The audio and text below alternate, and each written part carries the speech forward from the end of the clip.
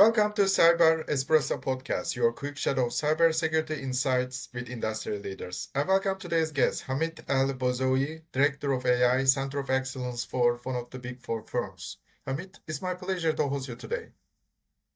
Thanks for having me, Murat. I'm really glad to be here. Thanks. So, Hamid, the role of AI has evolved everywhere within the government as well over the past, let's say, decade. What are the key drivers behind specifically government adopting AI? It is more strategic or they are trying to be reactive to global trends? Right. I think it's a blend, Murat. I think it's a blend of these three factors. I think economically, they want to make sure that they're the AI leaders and they want to stay ahead of the game, keeping up with the AI hub and the AI hype, I must say. And then there's the strategical aspect where they want to cost cut, they want to gain efficiencies and speed up processes within their organization. And this is mainly within the government entity space.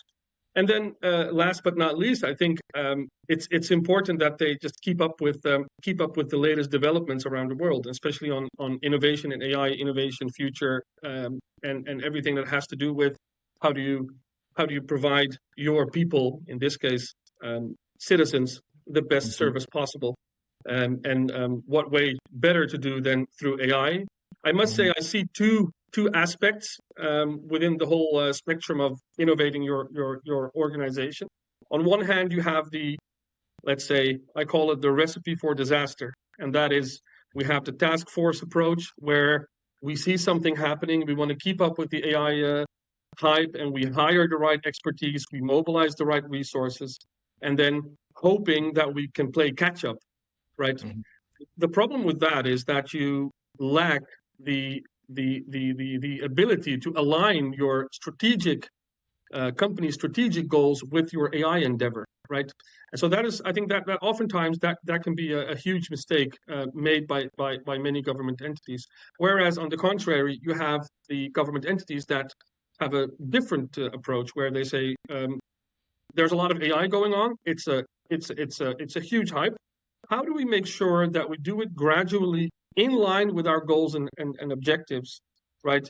And have an actual strategic approach. So there's the strategic approach Mhm. versus the more running behind or running after the hype approach, which is oftentimes a recipe for disaster. But that's what I see in terms of what the key drivers are and how that relates to the approach the average government entity takes. So it's more long-term thinking than just replicating what is the hot things in the market. Absolutely, absolutely. Okay.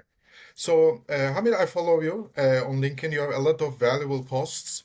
So, in the recent one, you basically quoted the next leap in AI is self-evolving AI agents. Can you please expand your thoughts and why does it matter?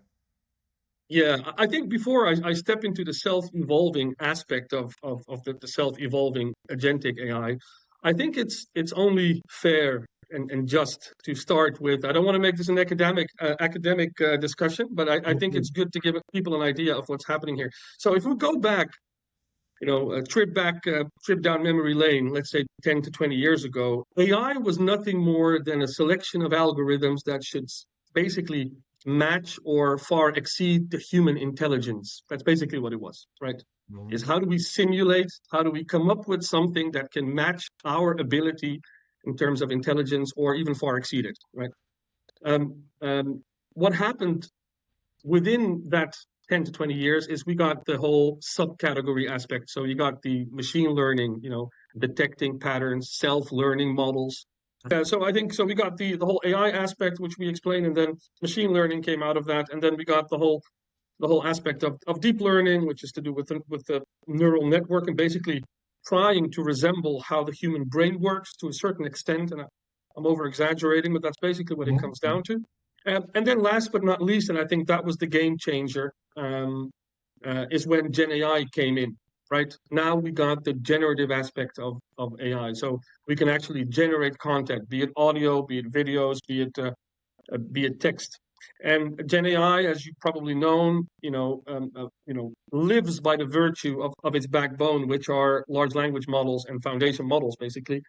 Um, and these foundation models, I always try to explain this in a way that it's nothing more than a probabilistic framework, predicting or giving the most likely best next word in case of text. right? And this is happening very rapidly. This is happening, this is happening within 10, 15 years, and now you can see the actual curve going like this, meaning that you need to stay ahead of the game. You need to keep yourself up to date when it comes to this. So when Gen AI stepped in, when LLM became more popular, um, obviously developments from these perspective also didn't stop. So we got to a stage where we had Gen AI, let's say Mhm. the average Chat GPT, or let's say Gemini or Perplexity, what have you, all these interfaces that allow you to prompt something as a user, and you get. So now you have two, and now I'll get to the self-evolving agentic AI.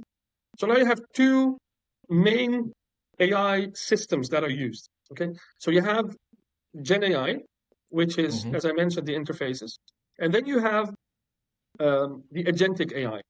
Now, the Gen AI is reactive. It's a reactive AI system, right? Meaning that you have to prompt as a user to basically initiate or to start the prompt engineering, and it will present to you a generative aspect. It can generate content for you.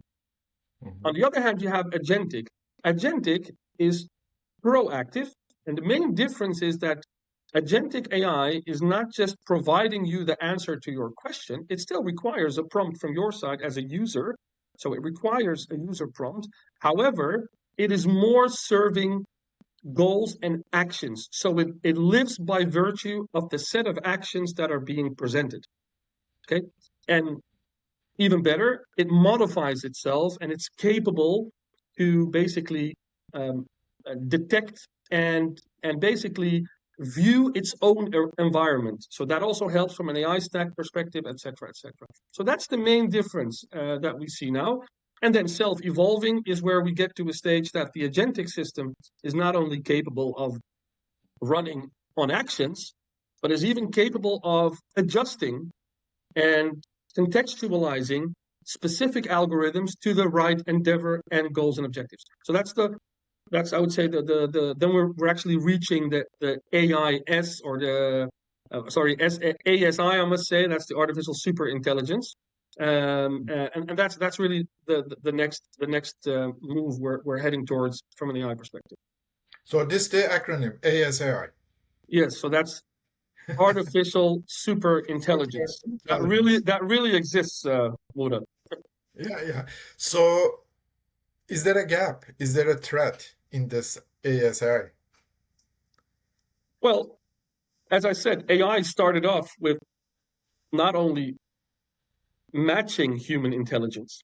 So we Mhm. simulate, we do something to match human intelligence. But unfortunately, and whether we like it or not, it's also there to far exceed. If you look at ChatGPT 4, the number of parameters were approximately 1.8 trillion parameters.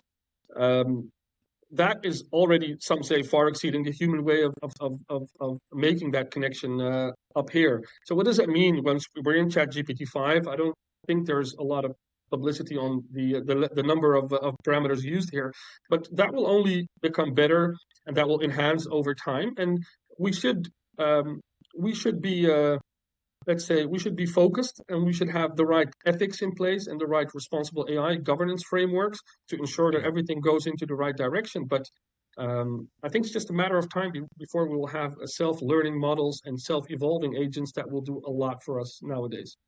Yeah, I think we'll come there. So, I mean, I appreciate it's almost like a crash course on Gen AI and agentic AI. I appreciate your basically bringing them up with your enthusiasm.